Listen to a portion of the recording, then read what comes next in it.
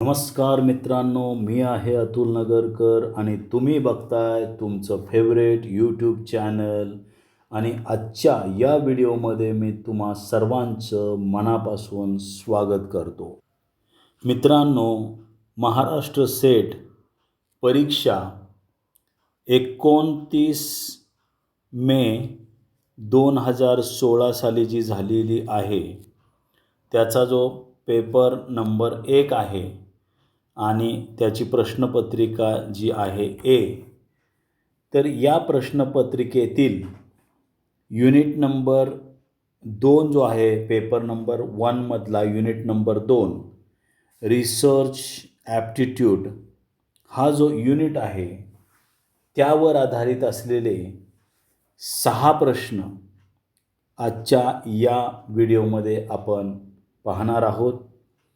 2018च्या अगोदर पेपर 1मध्ये 60 प्रश्न विचारले जायचे, पण 2018 नंतर ती संख्या 50 झाली आणि एका घटकावर 5 प्रश्न विचारले जाऊ लागले. परंतु या प्रश्नांचा आज देखील तितकाच उपयोग होतो जितका की नवीन प्रश्नांचा होतो. तर चला रिसर्च ॲप्टिट्यूडचे 6 प्रश्न बघूयात. या व्हिडिओमधला हा आहे पहिला प्रश्न आणि या प्रश्नपत्रिकेतला हा आहे 7वा प्रश्न. संशोधन विषयाची निवड ही प्रामुख्याने टिंबटिंबवर अवलंबून असते. A research problem is primarily chosen depending upon this. म्हणजेच काय, संशोधन विषयाची निवड ही प्रामुख्याने कशावर अवलंबून असते? त्याच्या समर्पकतेवर, उपलब्ध निधीवर, संशोधकाच्या आवडीवर, संपदेच्या उपलब्धतेवर. आता यातले 2 जे पर्याय आहेत ते होणार नाहीत, त्याला आपण पहिल्यांदाच बाजूला करून घेऊया. उपलब्ध निधी. संशोधन जे आहे, मान्य आहे की संशोधनाला खर्च होत असतो, परंतु संशोधन हे निधीवरच अवलंबून असते असे म्हणता येणार नाही. त्यामुळे अवेलेबल फंड्स किंवा उपलब्ध निधीवर अवलंबून असतो हे होणार नाही. त्याच्यानंतर डी बघा, ग्रंथसंपदेच्या उपलब्धतेवर, अवेलेबिलिटी ऑफ लिटरेचर. लिटरेचरची उपलब्धता संशोधनामध्ये लागते, नाही असं नाही, परंतु याच्यावरच हे अवलंबून असते. संशोधन विषयाची निवड ही ग्रंथसंपदेच्या उपलब्धतेवरच अवलंबून असते असे म्हणता येणार नाही. राहिले आता 2 पर्याय, त्याच्या समर्पकतेवर का संशोधकाच्या आवडीवर. आता इंटरेस्ट ऑफ द रिसर्चर हा देखील महत्त्वाचा पर्याय आहे, परंतु समर्पकतेच्या दृष्टिकोनातून तो कमी महत्त्वाचा आहे. त्यामुळं संशोधकाच्या आवडीवर देखील होणार नाही. आता या प्रश्नाचे उत्तर आहे ए, इट्स रिलेव्हन्स. त्याच्या समर्पकतेवर अवलंबून आहे. आता A research problem is primarily chosen depending upon its relevance. पण रिलेव्हन्स म्हणजे काय? तर रिलेव्हन्सचा प्रॅक्टिकल अर्थ असा होतो की समर्पकता म्हणजे त्या विषयामध्ये, ज्या विषयामध्ये आपण संशोधन करणार आहे त्या विषयाचे ॲडव्हान्स नॉलेज त्या संशोधकाकडं आहे का, हा पहिला क्रायटेरिया. त्याच्याबरोबरच solve real problem, practical application करणारा आहे का. म्हणजेच काय की समाजातील एखादा रिअल प्रॉब्लेम जो आहे किंवा त्या प्रॉब्लेमवर सोल्युशन काढणारा एखादा प्रॅक्टिकल ॲप्लिकेशन करणारा आहे का. अजून एक घटक आपल्याला लक्षात घ्यायला लागेल की जी समस्या तुम्ही संशोधनासाठी निवडलेली आहे ती समस्या अनेक घटकांना आकर्षित करणारी आहे का. म्हणजे ॲट्रॅक्ट अटेन्शन म्हणजे काय, इतरांचे लक्ष वेधून घेणारे आहे का. म्हणजेच काय की समाजोपयोगी आहे का. या सर्व वैशिष्ट्यांचा अभ्यास केल्यानंतर असं लक्षात येतं की संशोधन विषयाची निवड ही प्रामुख्याने त्याच्या समर्पकतेवर अवलंबून असते. अजून एक गोष्ट इथं लक्षात ठेवायला लागेल की संशोधकाचं मन जे आहे त्याच्यामध्ये मग्न राहणार आहे का. म्हणजेच काय, संशोधक स्वतः त्या संशोधन विषयामध्ये एंगेज राहणार आहे का. हे सर्व वैशिष्ट्ये जे आहेत समर्पकतेची आहेत. म्हणून संशोधन विषयाची निवड ही प्रामुख्याने त्याच्या समर्पकतेवर अवलंबून असते. म्हणजे विषयाच्या समर्पकतेवर अवलंबून असते, म्हणजे त्याच्या रिलेव्हन्सवर अवलंबून असते. म्हणून ए हे उत्तर आहे. आता पुढचा प्रश्न बघूया. प्रश्न जो आहे तो सोपा, माझ्या मते सोपा आहे. प्रश्न काय बघा, खालीलपैकी कुठला माहितीचा मूळ स्रोत आहे. Which of the following is a primary source of information. म्हणजेच काय की संशोधनांचा समालोचक अहवाल, त्यालाच आपण रिसर्च रिव्ह्यू असं म्हणतो. नुकतेच लिहिलेले पाठ्यपुस्तक, रिसेंटली रिटन टेक्स्टबुक. प्रमाणभूत नियतकालिकेत प्रसिद्ध झालेला संशोधन लेख, a research article published in a standard journal. अनेक लेखकांनी लिहिलेला व 2015 साली प्रसिद्ध झालेला ग्रंथ, a multi author treatise published in the year 2015. आता 2016ची क्वेश्चन पेपर आहे, त्यांनी 2015च्या म्हणजे 15 साली पब्लिश झालेला जो ग्रंथ आहे त्याचा उल्लेख येथे केलेला आहे. म्हणजेच काय, अनेक लेखकांनी लिहिलेला व 2015 साली प्रसिद्ध झालेला ग्रंथ आहे म्हणून तो ओरिजिनल आहे असं नाही होणार. हां, तो लेटेस्ट आहे असं म्हणू शकता. दुसरे काय, नुकतेच लिहिलेले पाठ्यपुस्तक, रिसेंटली रिटन टेक्स्टबुक, हे देखील होणार नाही. का होणार नाही, तर टेक्स्टबुक हा मूळ स्रोत नसतो, त्यामुळं हे होणार नाही. आता राहिला काय, रिसर्च रिव्ह्यू आणि a research article published in standard journal. आता या ठिकाणी स्टँडर्ड जर्नल जे असतं त्याच्यामध्ये रिव्ह्यूची प्रोसेस त्याच्यामध्ये इन्क्लूड असते. रिव्ह्यू केल्यानंतरच तुमचा लेख त्या स्टँडर्ड जर्नलमध्ये काय होतो, पब्लिश होतो.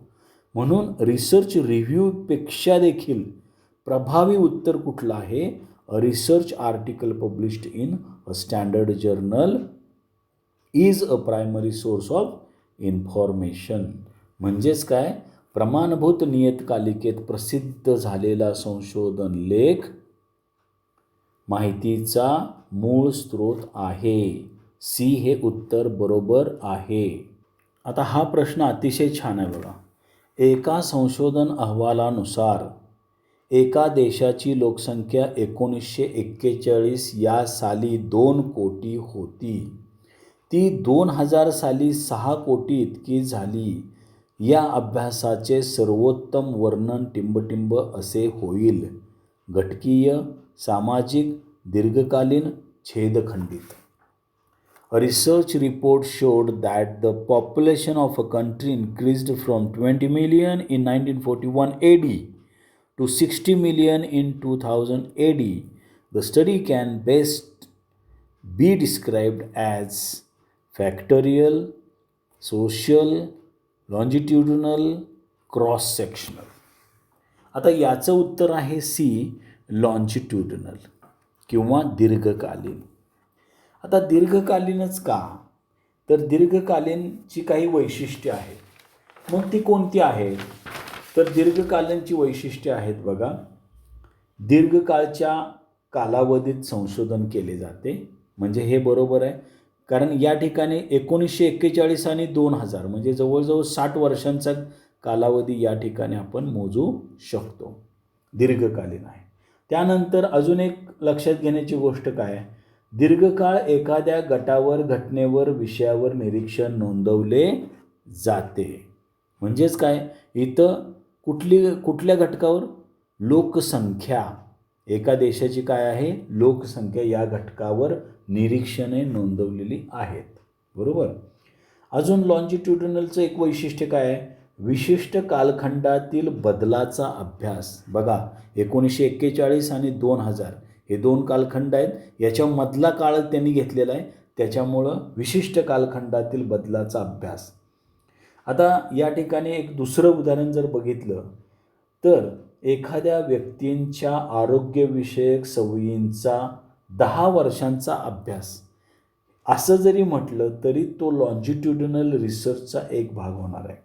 त्यामुळे इथं 1941ची लोकसंख्या आणि 2000 सालची लोकसंख्या याचा अभ्यास हा लॉन्जिट्युडिनल किंवा दीर्घकालीन अभ्यास असे होणार आहे. सी हे उत्तर बरोबर आहे. प्रश्न बघा, टिंबटिंब अभ्यासासाठी गृहीतक आवश्यक असेलच असे नाही. प्रमाणीभूत, सहसंबंधात्मक, प्रयोगाधिष्ठित, ऐतिहासिक. A hypothesis is not always necessary in dash dash studies. Normative, correlational, experimental and historical. तर आपलं उत्तर काय आहे, हिस्टॉरिकल. का आहे हिस्टॉरिकल हे उत्तर? तर पहिल्यांदा आपण हायपोथिसिस म्हणजे काय ते बघूया. समस्येबाबत तात्पुरता तर्क किंवा अंदाज म्हणजे हायपोथिसिस, किंवा मराठीमध्ये त्याला आपण परिकल्पना किंवा गृहीतक असं म्हणतो. मग तात्पुरता तर्क किंवा अंदाज, आता इतिहासामध्ये ते आवश्यक असेलच असे नाही. का? कारण इतिहासाचे स्वरूप मुख्यतः घटनांचा शोध घेणे, घटनांचे विश्लेषण करणे आणि भूतकाळातील घडामोडींचा अर्थ लावणे हे असते. मुख्यतः हे उद्दिष्ट असते. त्यामुळे तिथं काही गोष्टी किंवा परिकल्पना गृहीतक असावेच असे नाही. पण या ठिकाणी इतर जे आहेत एक्सपेरिमेंटल, कोरिलेशनल, नॉर्मॅटिव्ह या संशोधनामध्ये आपल्याला हायपोथिसिस मांडावी लागते. पण हिस्टॉरिकलमध्ये मांडली तरी चालते, पण असावीच असे नाही. त्यामुळं ऐतिहासिक हे उत्तर आहे. डी आपलं उत्तर असणार आहे. पुढचा प्रश्न बघा. प्रश्न आहे 11वा. प्रश्न काय आहे, खालील नमुना निवड पद्धतीपैकी कोणती पद्धत संभाव्यतेवर आधारित आहे? Which of the following sampling methods is based on probability. आता प्रोबॅबिलिटी सॅम्पलिंग म्हणजे काय? तर प्रोबॅबिलिटी सॅम्पलिंगमध्ये जे पॉप्युलेशन असते त्या पॉप्युलेशनमधील प्रत्येक घटकाला निवडण्याचा अधिकार मिळतो, म्हणजेच probability sampling. Non probability sampling म्हणजे काय की संशोधकाचा स्वतःचा एक अट्टाहास असतो, इंटरेस्ट असतो, त्यानुसार तो नमुना निवडत असतो. आता जजमेंट सॅम्पलिंग आणि कन्व्हिनियन्स सॅम्पलिंग हे नॉन प्रोबॅबिलिटी सॅम्पलिंगची उदाहरणं आहेत. आता राहिलं स्ट्रॅटिफाईड सॅम्पलिंग आणि कोटा सॅम्पलिंग. आता स्ट्रॅटिफाईड सॅम्पलिंग आणि कोटा सॅम्पलिंगमध्ये कोटा सॅम्पलिंग हे नॉन प्रोबॅबिलिटीचे उदाहरण आहे. आता आपलं उत्तर आहे स्ट्रॅटिफाईड सॅम्पलिंग किंवा स्तरीय नमुना निवड. बी हे आपलं उत्तर आहे. आता आपण असा विचार करूया की स्ट्रॅटिफाईड सॅम्पलिंग हे कसे? तर स्ट्रॅटिफाईड म्हणजे स्ट्रॅटा म्हणजे काय तर एक गट, एक स्तर. आता प्रत्येक गटातून नमुना निवडण्याची पद्धत म्हणजे स्ट्रॅटिफाईड सॅम्पलिंग किंवा स्तरीय नमुना निवड. या पद्धतीत लोकसंख्या पॉप्युलेशन वेगवेगळ्या स्तरामध्ये स्ट्रॅटा विभागली जाते. म्हणजे वय उदाहरणच घ्यायचं झालं तर वयाचा एक गट केला, लिंग जसं स्त्रीलिंग, पुल्लिंग याचा एक गट केला, उत्पन्न जसं समजा 2 लाख ते 0 ते 2 लाख, 2 लाख ते 4 लाख, 4 लाख ते 6 लाख असे जर उत्पन्नाचे गट केले, हे स्तर वगैरे इतर प्रत्येक स्तरातून प्रातिनिधिक नमुना घेतला जातो. त्याला आपण काय म्हणतो? स्तरीय नमुना निवड. याच्यामध्ये अधिक अचूकता मिळवण्यासाठी उपयोग होतो आणि समानता राखण्यामध्ये पण मदत होते. म्हणून स्ट्रॅटिफाईड sampling methods is based on probability. प्रत्येक घटकाला निवडीचा अधिकार मिळतो, म्हणून स्ट्रॅटिफाईड सॅम्पलिंग हे उत्तर आहे. बी इज युअर ॲन्सर. आता या व्हिडिओमधला शेवटचा प्रश्न काय आहे? क्षेत्रीय अभ्यासाशी खालीलपैकी कोणती गोष्ट निगडीत आहे? म्हणजे 3 गोष्टी निगडीत नाही आहे, बरोबर. प्रत्यक्ष वस्तुस्थिती, प्रयोगशाळेतील परंतु बाहेर केलेला अभ्यास, प्रायोगिक दृष्टिकोन, निवडक माहिती संग्रहण. Field study is concerned with real life situation, doing laboratory studies in the outdoors, experimental approach, collecting selective data. तर या ठिकाणी बघा, क्षेत्रीय अभ्यासाशी खालीलपैकी कोणती गोष्ट निगडीत आहे? आता क्षेत्रीय अभ्यासामध्ये प्रायोगिक दृष्टिकोन नसतो, निवडक माहिती संग्रहण नसते, प्रयोगशाळेतील परंतु बाहेर केलेला अभ्यास, प्रयोगशाळेला जो आहे तो इथे कमी महत्त्व असते. उत्तर आहे प्रत्यक्ष वस्तुस्थिती किंवा रिअल लाईफ सिच्युएशन्स. तर या ठिकाणी ए हे उत्तर आहे. आता फील्ड स्टडीचा अर्थच असा आहे की प्रत्यक्ष क्षेत्रात जाऊन माहिती घेणे, प्रत्यक्ष क्षेत्रात जाऊन माहिती घेणे किंवा नैसर्गिक परिस्थितीत निरीक्षण करणे, माहिती गोळा करणे आणि विश्लेषण करणे हे अपेक्षित आहे फील्ड स्टडीमध्ये. म्हणून आपलं उत्तर काय आहे? क्षेत्रीय अभ्यासाशी खालीलपैकी प्रत्यक्ष वस्तुस्थिती निगडीत आहे. Field study is concern with real life situation. A is your answer. या ठिकाणी आपण 29 मे 2016 रोजी झालेली जी महाराष्ट्र सेट परीक्षा होती, त्या परीक्षेतील पेपर नंबर 1 मधील युनिट नंबर 2 रिसर्च ॲप्टिट्यूड याचे 6 प्रश्न आज अभ्यासलेले आहेत. ते तुम्हाला येणाऱ्या सेट आणि नेट परीक्षेसाठी उपयोगी होतील. आपण पूर्ण व्हिडिओ बघितला त्याबद्दल तुमचे सर्वांचे मी मनापासून आभार व्यक्त करतो. खूप खूप धन्यवाद.